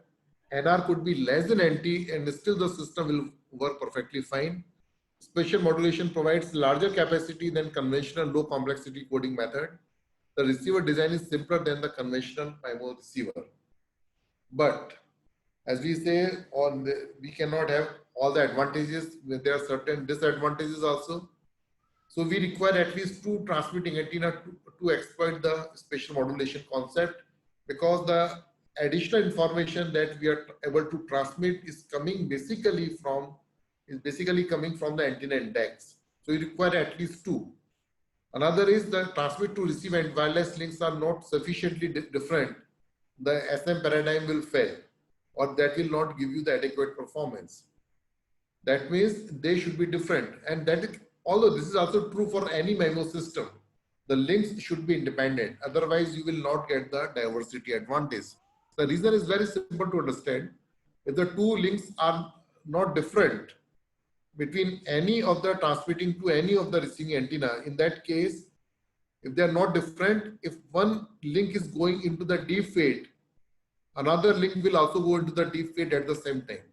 So you will not achieve any diversity advantage. So this is common to all the MIMO system basically. And this is typically in practice we get like that only. We are not having problem in this because the wavelength is very small of the order of few centimeters only, and you are able to put antennas more than few wavelengths apart. In that case, the links are going to be quite independent of each other. Another is the receiver requires perfect channel knowledge for data detection. So this is something that you need to measure before going for the detection. You need to estimate the channel, but this is also taken care by when you transmit the pilot symbols in between the data stream, and this pilot symbol will help you in estimating the channel perfectly. And one other disadvantage is that it can offer only logarithmic increase of data rate. Because with the 8 antennas, you can transmit 3-bit additional information. With 16 antennas, you can additionally transmit 4-bit of information. So this increase in the data rate is logarithmic, it is not linear. In the MIMO system, true MIMO system, it could be linear also. Because you can have 4 different streams from the 4 antennas and 16 different streams from the 16 antennas. But it results into another kind of problems because the complexity will be very high. Inter-channel interference is going to be too much high to be taken care at the receiver side. So this is also one of the disadvantages, that it increases logarithmically, not linearly. So there are various types of spatial modulation techniques are there. Different variants are available. So people are doing a lot of research. One is adaptive spatial modulation. Since the time is not permitting, because at 5 o'clock I have got another meeting. So I will just quickly tell you the names. It's adaptive spatial modulation technique. Basically, that depends how the channel condition is there. The channel conditions are poor. In this case, what you can do, you can reduce the constellation size of the digital modulation technique. Like in place of QPSK, you can go to the BPSK. The channel conditions are poor. Okay. And if the channel conditions are better, in that case, you can go to the higher modulation scheme. The idea is that if the channel conditions are good, SNR is good, you can go for higher modulation techniques. If the channel conditions are bad, you go to the basic BPSK system, because the BPSK error rate performance is the best among all the modulation techniques. So these are some of the things. And telescope modulation, spatial modulations are also there. So we have applied telescope modulation also with this spatial modulation that result in better performance also. So these things are also there. And moreover, this space-time coding can also be incorporated with the spatial modulation. So these things are there, because the limitation of the time, I will not be in a position to even tell much about these things. But these techniques are there, and different combinations people have applied, and that result into better performance. We are applying adaptive, we are going for telescope, we are going for space-time spatial modulation technique. All these techniques basically result into better performance. Different variations are there. Even research is going on to get the even better technique using spatial modulation. So with this, I will end today's talk. And if there are some queries, so you can ask me, or you can direct it to me. So I will be happy to answer. So I will skip that part now.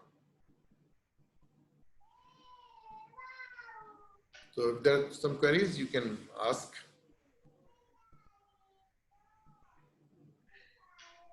So shall we stop? I will stop the sharing now. Yeah, yes, sir. Yes, sir.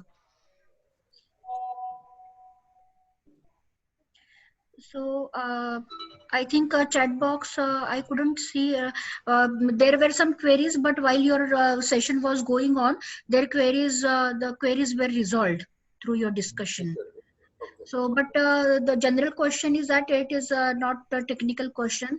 The participants are asking that if they can get these particular slides, because at least examples like what they are asking at, they are more interested in examples. Okay, sure. I will share with you. I will send it to you later on, Dr. Shanaz. Yes, sir. Please, yeah. Anything else? So I will ask participants if any questions, if Any question is there from participant side? You can unmute yourself and you can ask your question.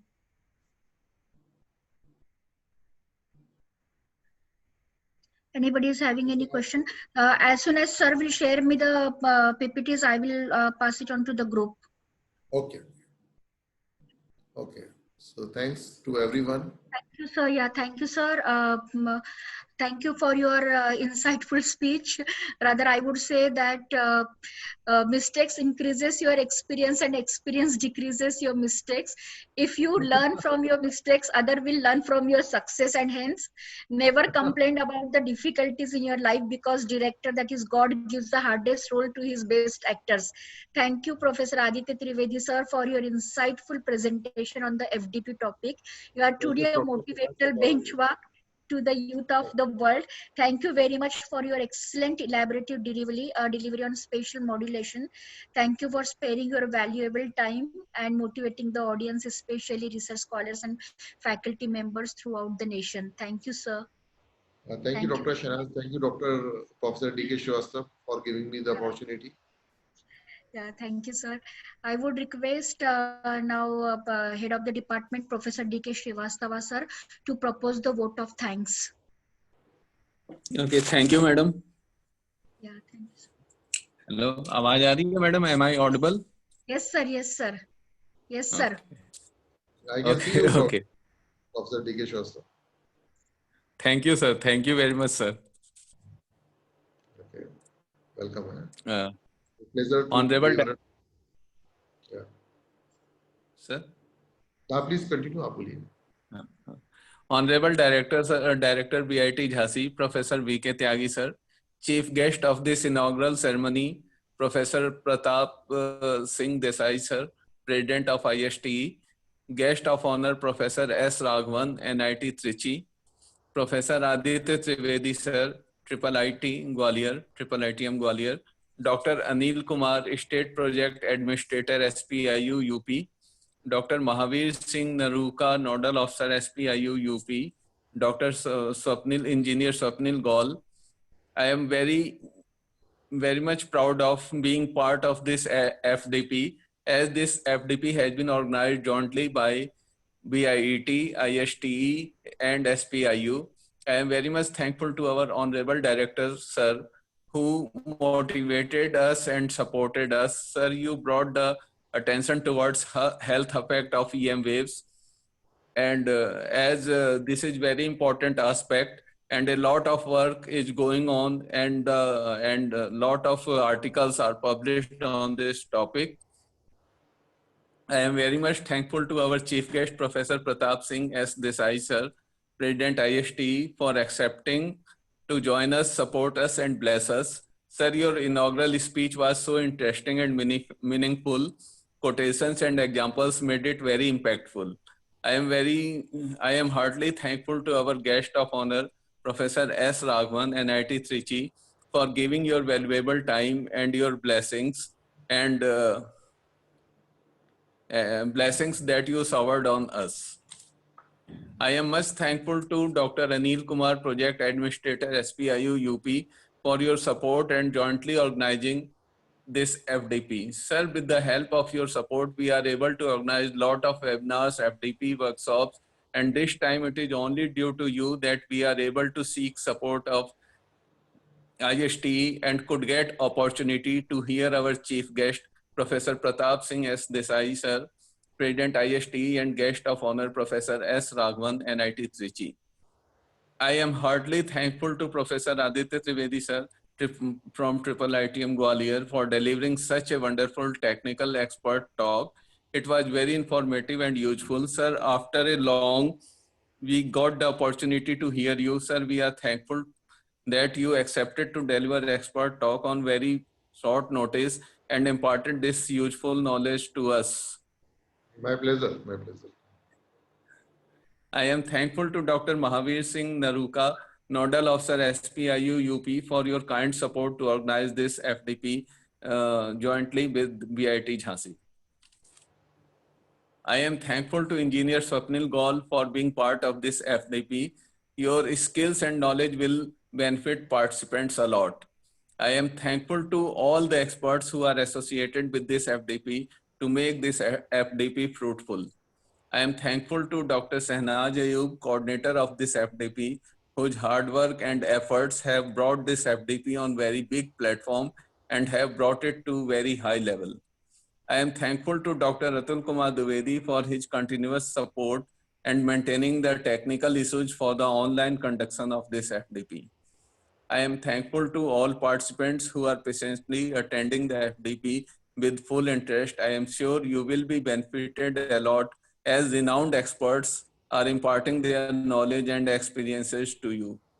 Lastly, I thanks to everyone who is directly or indirectly involved in the conduction of this FDP. I apologize if I forget to mention any name. Lastly, I wish the grand success of this FDP. Thank you. Thank you very much. Thank you very much, sir. I must thank you for your continuous support, encouragement, and motivation. The way you cooperate all of us. Thank you very much, sir. There is one announcement for all the participants that tomorrow onwards we will be having 2 sessions. One in morning, that is from 11 a.m. to 1 p.m. and one is in afternoon, that is from 3 p.m. to 5 p.m. So all the links will be shared to your email IDs and to WhatsApp groups. There are 2 groups, whichever group you would have joined, you would receive the joining link. And if at all, if somebody is not joined or somebody is not getting any link, you may contact me, or you may contact engineer Swapnil Girl also, because he's handling all this part.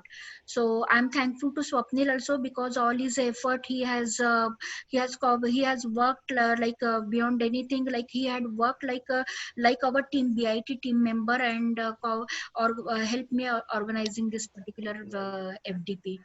So lastly, thankful to Aditya Trivedi sir for his special time, support, and his nice delivery. Thanks, sir.